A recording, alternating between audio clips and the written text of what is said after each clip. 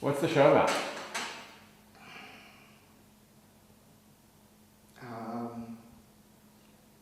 We don't quite know yet. Yeah, me and Joel are spending a week in this space, making a piece of theatre about... It's kind of just about our relationship. What inspired it? I guess it started with Joel being kind of enchanting, and then I guess that just turned into a friendship and then conversation. And I guess more for me, it's like kind of discovering this kind of like weird platonic, sometimes friendship and then I don't know, like it changes every time. So it's like a line that keeps moving between us, and it's kind of like trying to make sense of that. Theatre might be a way to sort it out, maybe, or a wildly emotionally irresponsible choice. Jake.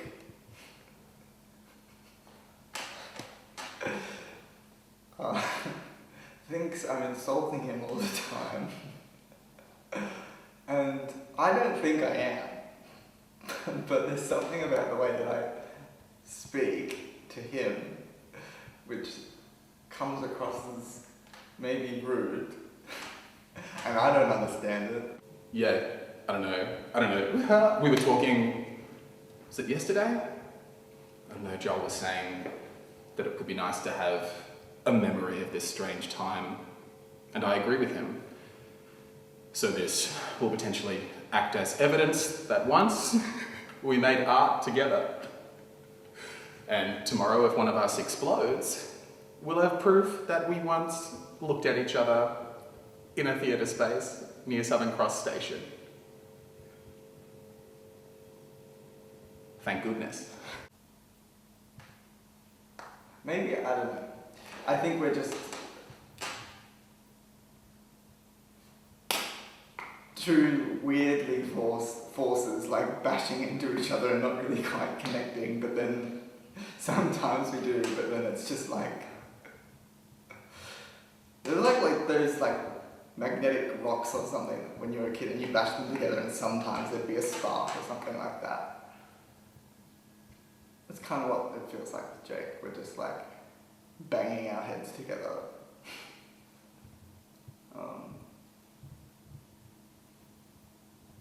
Yeah.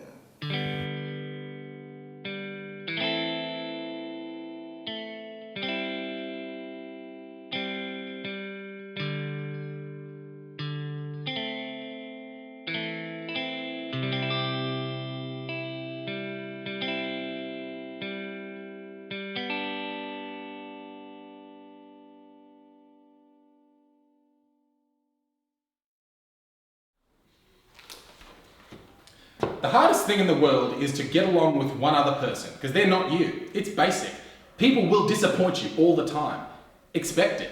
Realize that people are different and not everybody is going to think like you. Some people will just knock you out with their ridiculousness, but that's them, you know? That's not you.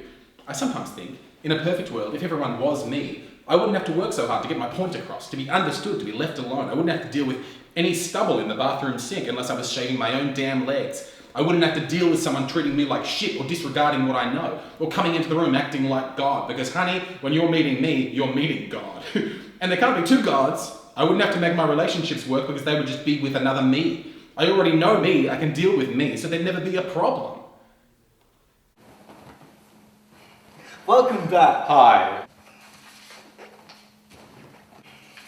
Do I just ask you? I And then we move on? think you can ask the question and then Some of mine are written like to be asked to the person about you. Okay, great. Okay, yeah. Right, okay, cool. You ready? no. No? Alright, ready, Joel Beasley? What scares you about me?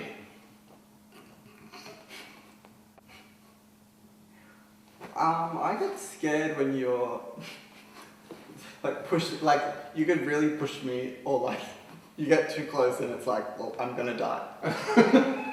Like you could just crush me. Uh-huh. Sometimes your hugs are scary because they're so tight that I'm like, he's gonna crack a rib.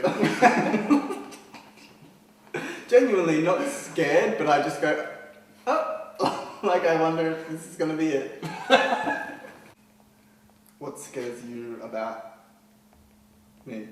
You're very good at being very accidentally quite cruel. You're very. But that's not scary, is it? Yes.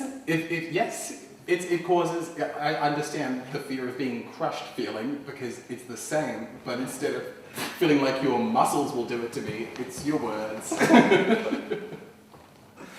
It's not. Oh, okay, whatever. It's not. But you had to defend yourself. Yeah. Is it just the classic? I'll I'm just not accept it. It's time. Okay. Okay. So I got an eyebrow on your forehead. Oh. Higher. Did I get it? You can tell me if I got it. Oh, you looked at camera like you were impatient with me. How do you teach a child emotional regulation? Yeah, maybe it's largely just like about validation and conversation. To not let children feel alone in their coping, perhaps. Yeah, I don't know. 'Cause, yeah, loneliness in a child is pretty damaging. Why do you do that? Why do I do that? Yep. This. Yep.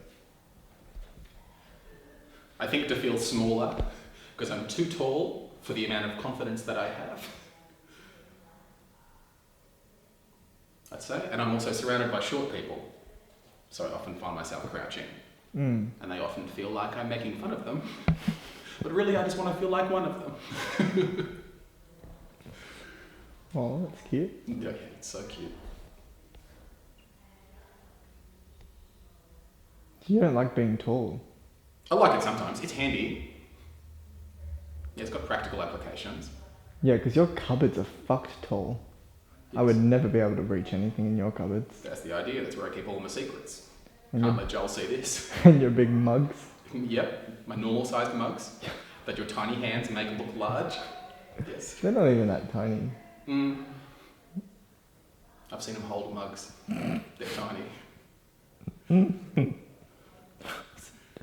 Drinking out of a giant cup, that like massive beer goblet that like cartoon characters clang together in Disney movies.